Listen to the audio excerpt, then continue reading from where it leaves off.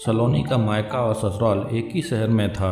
सलोनी अपनी माँ से फ़ोन पर कहती है, माँ मैं बहुत थक गई हूँ, घर संभालते संभालते यहाँ मेरी थकान किसी को नज़र नहीं आती। कुछ दिन आराम करना चाहती हूँ।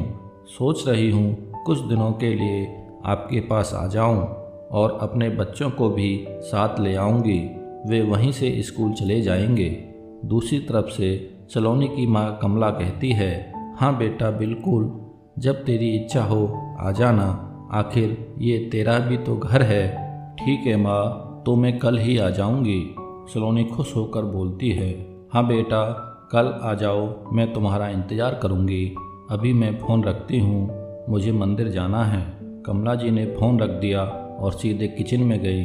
किचन में खाना बना रही बहू से बोली, अरे लक्ष्मी सुनो, कल तुम्हारी ननद आ रही है, आज बाज़ार जाकर फल सब्जी और मिठाइयाँ ले आना। बेचारी मेरी बेटी ससुराल में नौकरों की तरह काम करती है और उस पर कोई ध्यान नहीं देता।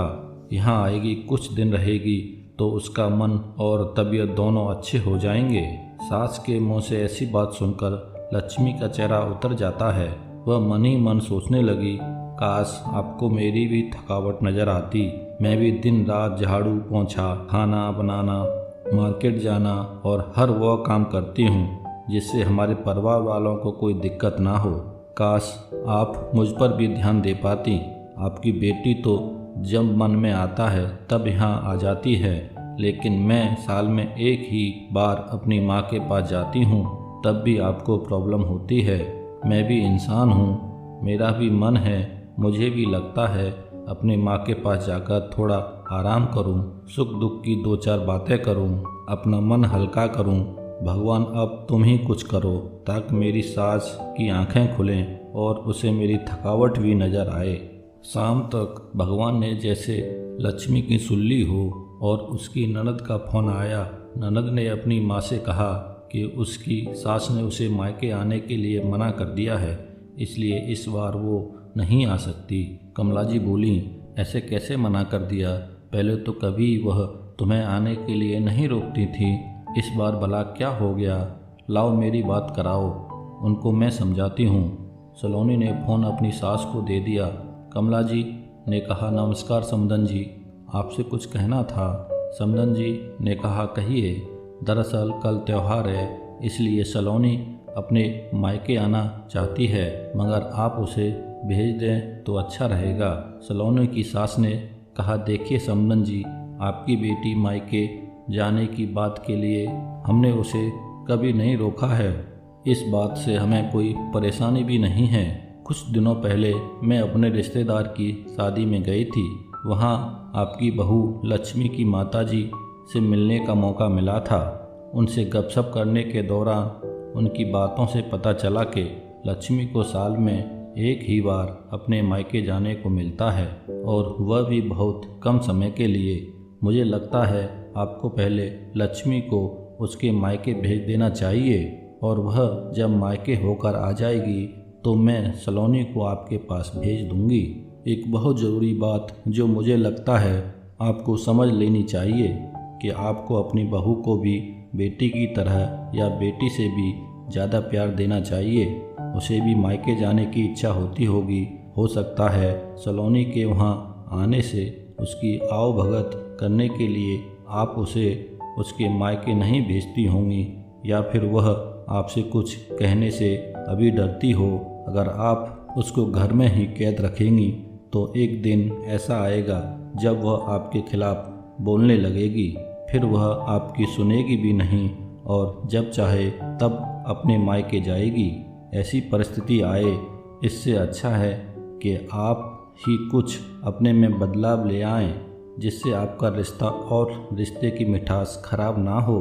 कमला जी को अपनी समदन के हर शब्द में सच्चाई नजर आई। उन्हें महसूस हुआ कि उन्होंने अपनी बेटी के प्यार में अंधे होकर कभी भी अपनी बहू के मन का विचार नहीं जाना। उन्होंने हमेशा ही अपनी बेटी को अपनी बहू से ऊपर रखा। दूसरी तरफ सलोनी भी अपनी भाभी के बारे में हो रही बातचीत को सुन रही थी। उसने भी रियलाइज़ किया कि वह कभी भी अपनी भाभी के साथ ठीक से बात नहीं करती और जब जब वह अपने मायके जाती तो भाभी थोड़ी उदास रहती है। इतना सुनकर कमला जी ने अपनी बहू को बुलाया और उसे कहा कि लक्ष्मी कुछ दिनों के लिए सलोनी नहीं आने वाली है, इसलिए पहले तुम अपने मायके होकर आ जाओ। यह सुनते ही लक्ष्मी का चेहरा खिल उठा, क्योंकि यह पहली बार था जब उसकी सास ने सामने से ही उसे अपने मायके जाने के लिए कहा था। अगले दिन लक्ष्मी अपने मायके गई और इस बार 1-2 दिन नहीं, पूरे हफ्ते भर रहकर आई। अपने माँ बाप से, अपने रिश्तेदारों से मिलकर आई और वह जब लौट कर आई तो उसका चेहरा खिला हुआ था, उसकी आंखें चमक रही थीं। लक्ष्मी के आने के बाद सलोनी भी अपने मायके जाती है और इस बार वो खुद सामने से अपनी भाभी से खुशी खुशी मिली और अच्छे से बात की।